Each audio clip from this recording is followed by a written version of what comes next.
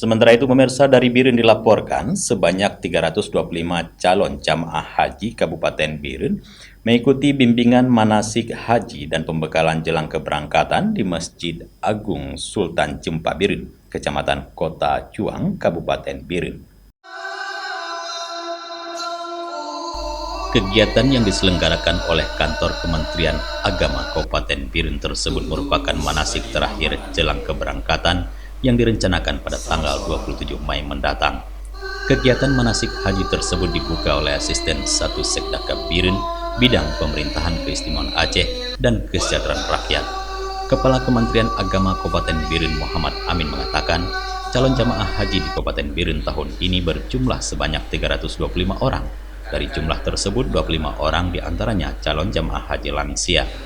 Menurut Muhammad Amin, calon jamaah haji Kabupaten Biren tahun ini bergabung dalam kloter 6 bersama Kabupaten Gayo Luwes dan Loksmawe dengan jadwal keberangkatan pada tanggal 27 Mei mendatang. Hari ini Kabupaten Biren melakukan manasik haji tingkat kabupaten untuk jamaah haji kloter 6 di Kabupaten Biren mulai hari ini hingga besok insya Allah. Jumlah jemaah kita di Kabupaten Biren adalah 325 calon jemaah haji.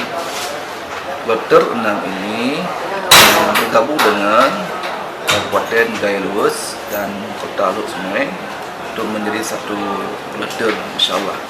Semoga saja kita harapkan kepada semua calon jemaah haji kloter 6, wabil khusus kepada calon jemaah haji Kabupaten Biren diberikan kekuatan, ketabahan, dan sehat badan, sehat fisik, rohani, insya Allah Subhanahu wa Ta'ala, dan sampai sehat sampai ke tanah air pada tanggal 4 Juli nanti.